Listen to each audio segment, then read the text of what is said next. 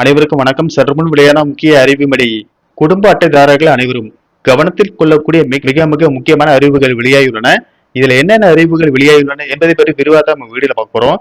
வீடியோவை கடைசி வரைக்கும் ஸ்கிப் பண்ணாம பாருங்க. வீடியோக்குள்ள போறதுக்கு முன்னாடி இந்த வீடியோ லைக் பண்ண பிடிச்சுக்கோங்க.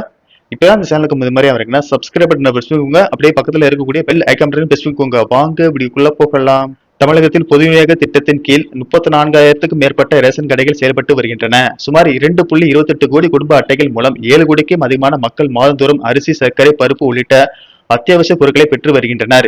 இதனிடையே முதியோர், மாற்றுத்திறனாளிகள், படுக்கையில் இருந்து எழுந்து வர முடியாத நோயாளிகள் உள்ளிட்டோருக்கு உதவும் வகையில் அவர்களின் வீடுகளுக்கு சென்று ரேஷன் பொருட்கள் வழங்கும் தாய்மானவர் திட்டத்தை அரசு செயல்படுத்தி வருகிறது. இந்த திட்டம் பலரின் பாராட்டை பெற்றிருந்தாலும் அதை செயல்படுத்தும் பணியாளர்கள் தரப்பில் அதிருப்தி அதிகரித்து வருகிறது. இது குறித்து தமிழ்நாடு அரசு ரேஷன் கடை பணியாளர் சங்க நிர்வாகிகள் கூறுகையில், ஏற்கனவே ரேஷன் கடைகளில் பணியாற்றும் ஊழியர்களுக்கு அதிக பணிச்சுமை இருப்பதாக தெரிவித்துள்ளனர். தினசரி விநியோகம், இருப்பு பராமரிப்பு, கணினி பதிவு உள்பட பல்வேறு பணிகளுக்கு இடையே கூடுதலாக வீடு தேடி சென்று பொருட்கள் வழங்க வேண்டிய நிலை ஏற்பட்டுள்ளதாக அவர்கள் குற்றம் சாட்டுகின்றனர். இதனால் தாய்மானவர் திட்டத்தை தொடர வேண்டுமெனில் சில முக்கிய கோரிக்கைகளை அரசு நிறைவேற்ற வேண்டும் என பணியாளர்கள் வலியுறுத்தியுள்ளனர்.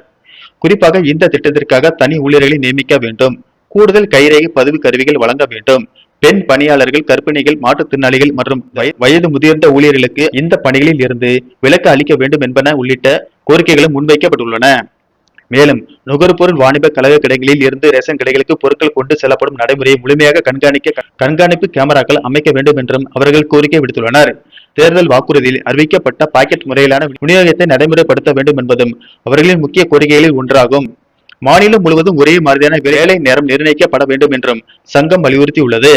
இந்த கோரிக்கைகள் அனைத்தையும் அரசு இம்மாத இறுதிக்குள் பரிசீலித்து தீர்வு காண வேண்டும். இல்லையெனில் ஜூலை மாதம் முதல் தாய்மானவர் திட்ட பணிகளை புறக்கணிக்கும் போராட்டத்தில் ஈடுபடுவோம் என ரேஷன் கடை பணியாளர்கள் சங்கம் எச்சரிக்கை விடுத்துள்ளது.